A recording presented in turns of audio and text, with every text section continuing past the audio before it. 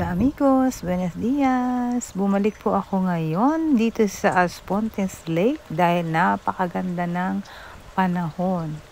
Maaraw at walang hangin. At amigos, tara mag-snorkeling tayo. Tingnan natin ano ba ang nasa ilalim ng lake na ito. Amigos, ano ba ang snorkeling? Ang snorkeling ay ang paglangoy sa ibabaw ng tubig na nakaharap ang muka pababa, nasuot ang scuba diving mask or goggles. At mas maigi kung may suot na swimming fins. Ang snorkeling ay isang popular na recreational activity sa mga tropical na dagat or anumang anyo ng tubig. Ito ay nagbibigay sa atin ng oportunidad na maobserbahan at makita ano ang nasa ilalim ng tubig.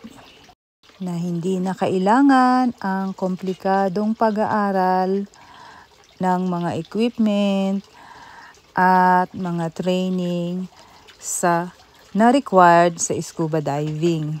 Pwede po ito sa mga mula sa bata hanggang sa may mga edad na basta wala pong problema sa kalusugan. Papaano ba yung mga hindi marunong lumangoy? Pwede ba silang mag-snorkeling? Pwede po mga amigos. Kasi kadalasan pag tayo nag-snorkeling ay naka-float lang tayo or nakalutang. Marami pong mga tao na hindi marunong lumangoy pero sila ay nag-i-snorkeling. Pero amigos, mas maganda na yung meron tayo kahit kaunting kaalaman or mas maganda na may kaalaman tayo paano tamang gamitin ang scuba diving mask, ang snorkel at ang fins. Sulit ba ang pag-i-snorkeling or ano ba ang mahihita natin dito? Sulit na sulit po mga amigos kasi makakakita kayo ng magagandang tanawin sa ilalim ng mga karagatan o ilog na hindi nyo makikita sa ibabaw. At ito po ay isang sports na walang masyadong kailangang gastos at pagte-training. At ito ay magandang oportunidad sa mga mahihilig sa photography.